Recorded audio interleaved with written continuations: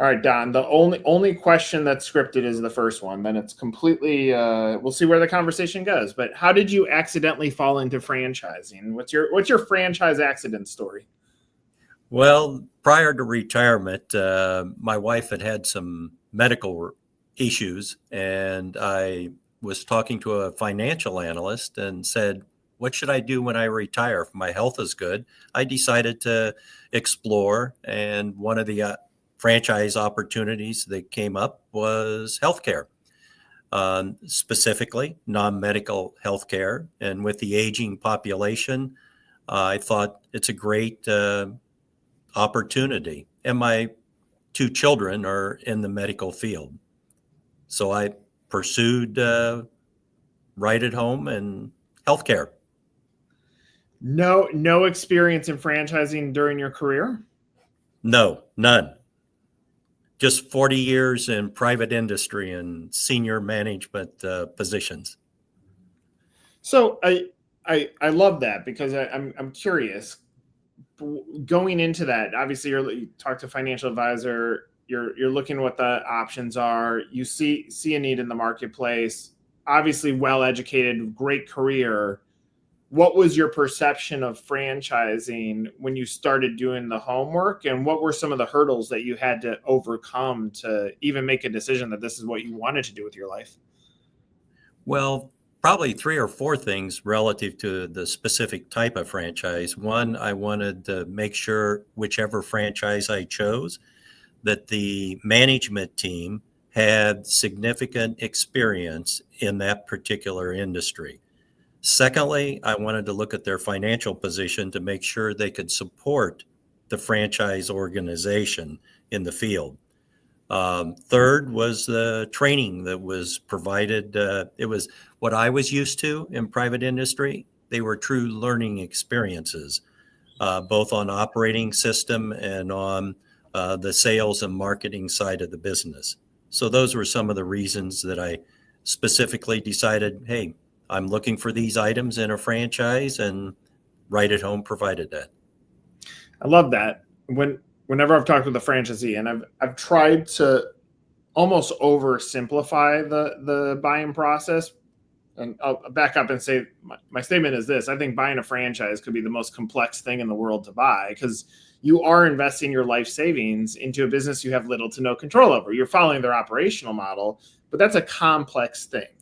And so if I oversimplify it and say, well, what does a franchise buyer look for? One is vision of leadership, because you have to feel like these people are going to passionately care about you for you to take that risk. You have to have some sort of point of differentiation in the product. In this category, that tends to come more of the way that the business model supports its franchisees. Cost to get in and how much I can make has to be sound.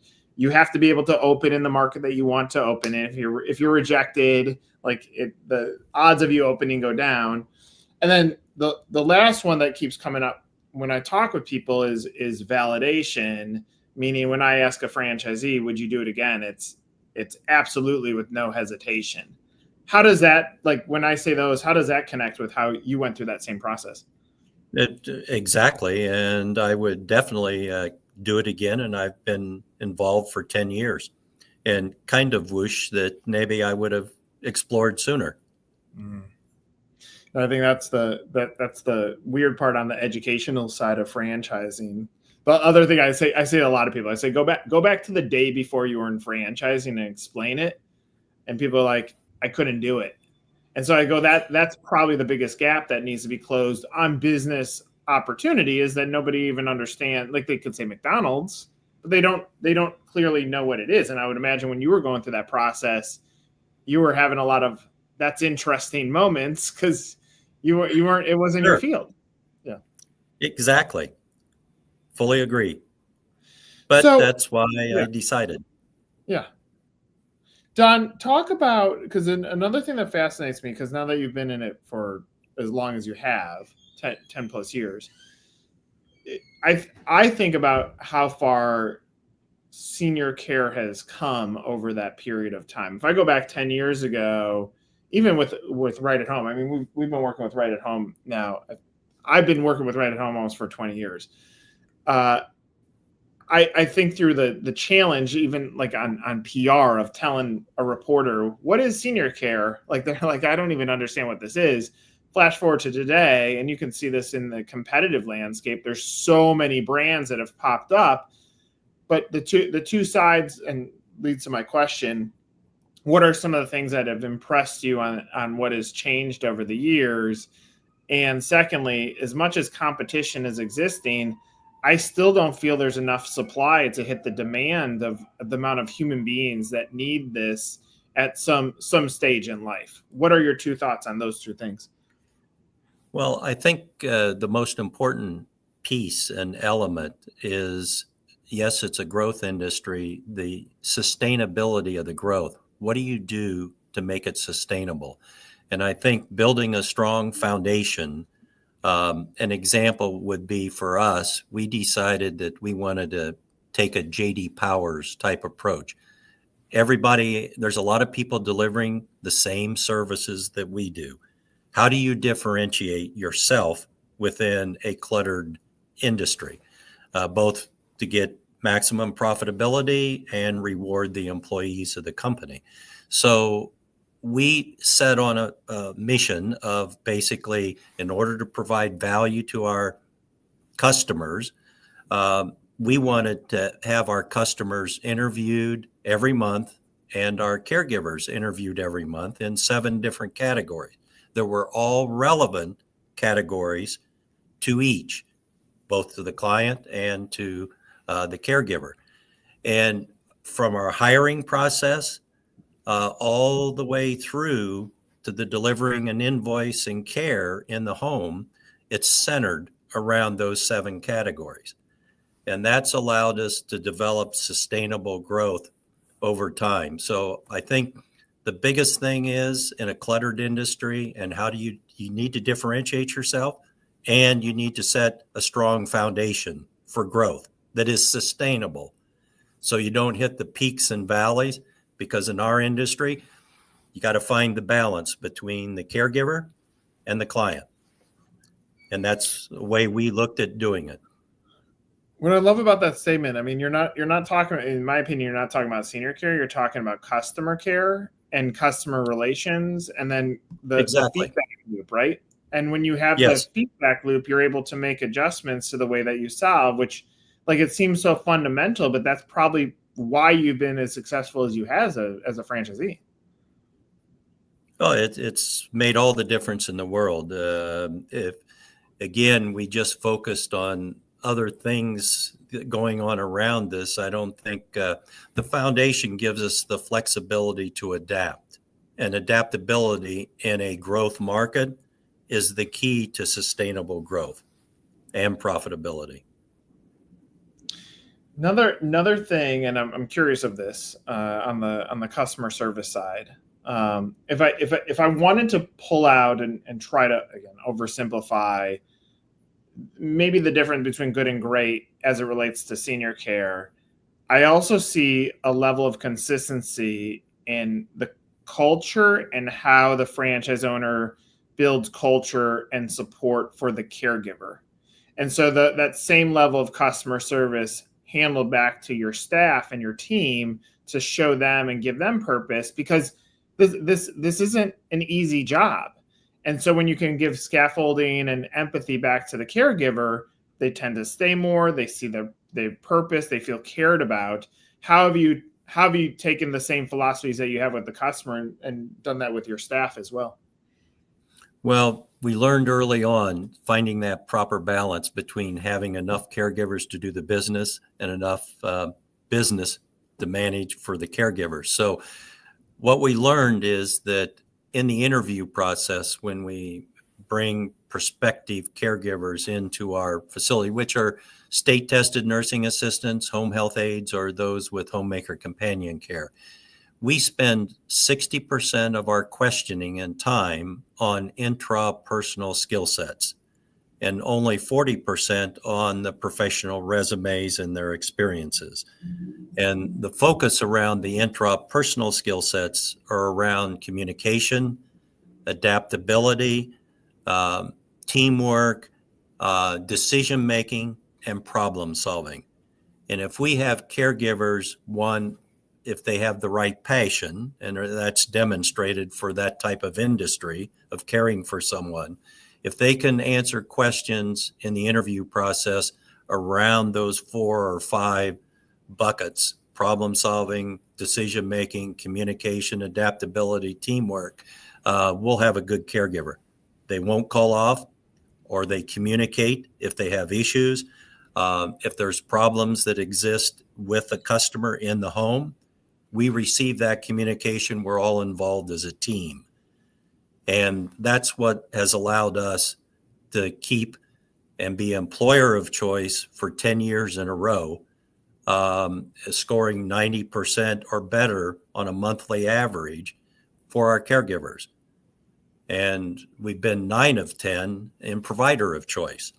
And that's allowed us to keep that differentiation, but also protect our caregivers. Our turnover rate is less than, it ranges between 9 and 11% annually.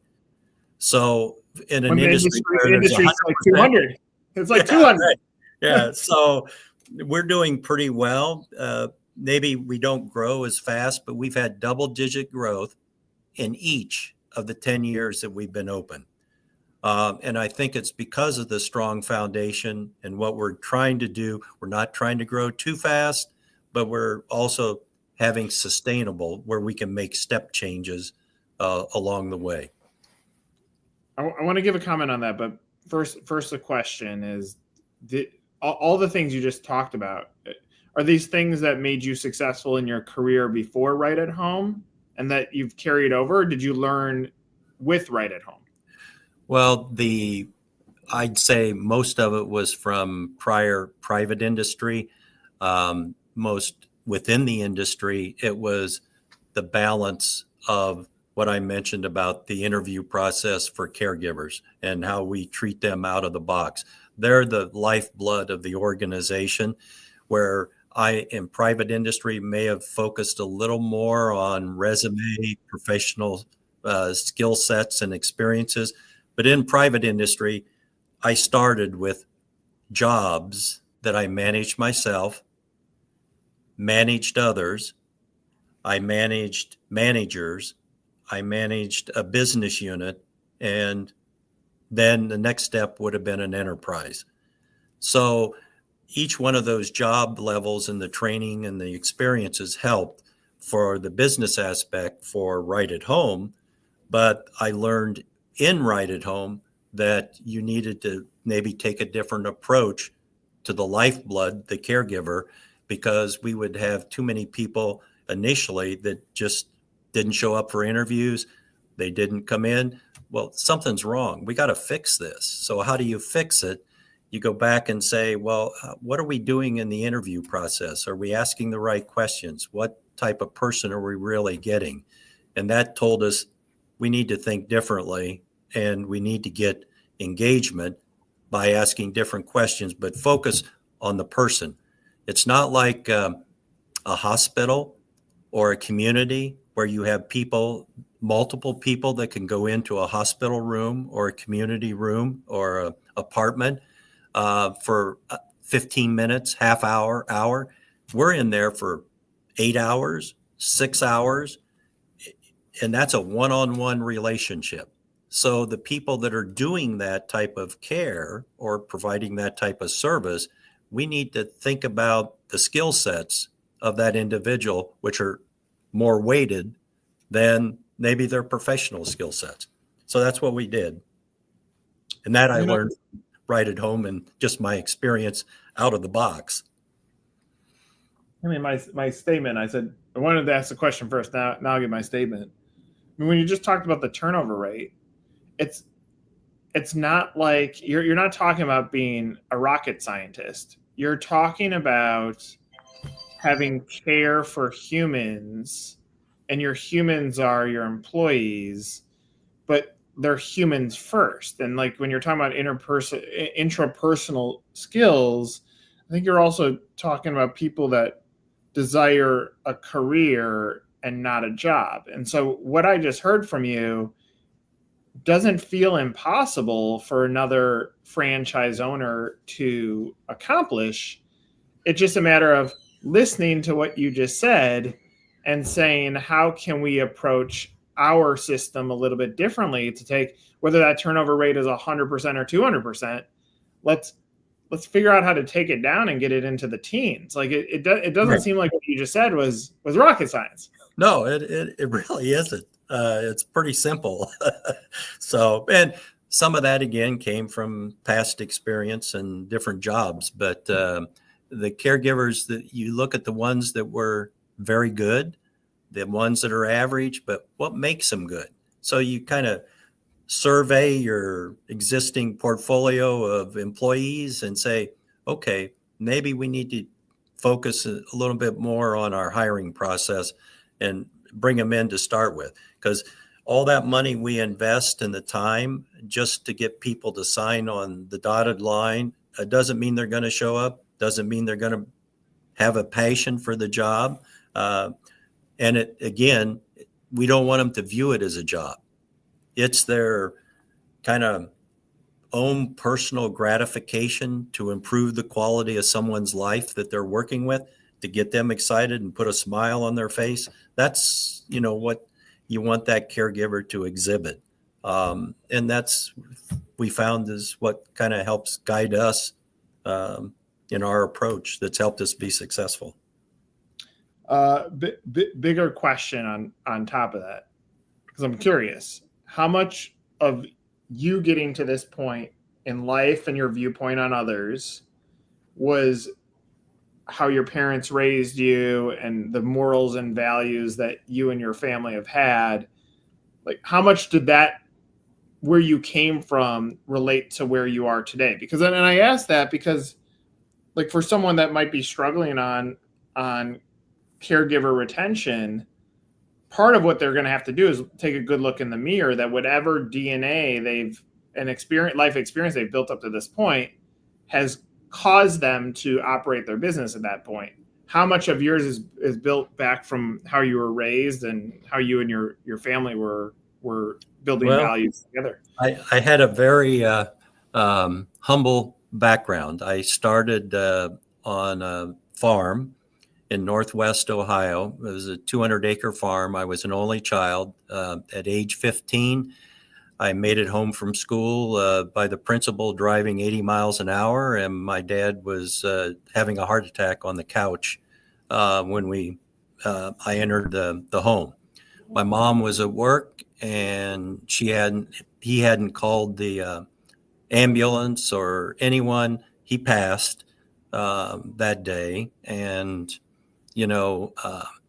I've spent the last 2 years of high school in farming, feeding cattle, getting up at 5 a.m., going out, doing chores, coming back in, getting ready, going to school, playing sports after, coming home, getting on a tractor maybe till midnight. My dad's brother helped a little bit, but then my mother remarried, so I go to school. My cousin still owns the farm now, that was about 12 years older than I was. And then I went to school, and then I kind of continued my corporate ladder climb. And from a little farm boy that didn't have much of anything to start with, we lacked for nothing. It gave me a lot of independence, I guess, which sometimes is a fault. I could be too independent as a result of my background. But I think just having a very stable background, strong work ethic had to be developed early on. There wasn't anybody to look for. I had my friends, but all the same age. So the good news is I got my driver's license at 15 because we had to drive trucks and stuff like that. So I guess just a humble beginning from my standpoint, and developed a lot of independence. Did your dad's passing teach you about the delicacy of life? Is that something that you've held on to put things in perspective? Yeah. It's not something that I would think about probably on a daily basis. Maybe it's just kind of inherent in my DNA, and it's served me well over time. So, and Yeah, trying to make them feel better and proud that, somebody with humble beginnings has been able to accomplish some positive things in their life. Yeah. I think that's probably part of the bookends. It's the way that Sure. you were raised, and then your ability to hold on to being humble ends up being the reason why you study some of the best practices on how you treat employees, which in turn creates a great business. Like you can see like the math equation being built on this. Do you take time to pinch yourself and say, look how far I've come? Is that in your No, daily routine? no, not much time for hobbies at this point, because I really do enjoy what I do. And I love giving back a little bit to seniors, and just going into people's homes and seeing that how so many are forgotten that have had such great lives and their contributions to life, and to who they touch their families, and to put a smile on their face because they feel that they are forgotten if they don't have a lot of family that's close. And that's a big mix. Some have family close, but others don't. And their mobility isn't as good anymore. So if you can put a smile on their face, improve their quality of life a little bit, that's very rewarding. That's this inner ego building that gets done, as opposed to just pinching yourself and say, yeah, I've been pretty successful and maybe exceeded some expectations, but that's what keeps me going every day. It's a pleasure to get up and want to go to work and help someone. Do you have a dream of what happens next? No, not yet. I don't think that far in advance. I want to work for at least 4 or 5 more years. And again, if I could find something to just give back a little bit at some point, maybe, I think that's more who I am. I know who I am. I like who I am as a person. And I don't let other environmental things get me too out of balance. It helps me stay balanced. And I think whatever I do, it will be something that I think will make me happy. And if I can do that for the balance of my days, then I'll be good. I'm good with that. Out of curiosity, your children, do they want into the business? No, both are in the medical field. One is a nurse practitioner in heart, and she worked at Hospital University of Pennsylvania, and I think another hospital in New Jersey. She still does, and she's kind of a team lead. And the youngest is also a nurse practitioner. She worked at Johns Hopkins, and she's in myeloma, cancer, blood disease, and she got a nice offer out in Denver, so she's living in Denver. So the youngest living in Denver, 2 boys, oldest living in New Jersey outside of Philly, 2 girls. But they're in the medical field because my wife has had a couple bouts with cancer and blood disease over our tenure, and she's doing real well right now. And so that kind of forced them into that medical field, but they kind of have their own lives. At least for now, they haven't expressed interest. But who knows? We'll see. It's cool to see like like connections and purpose, and how you found purpose for this business, how they're finding purpose in their careers.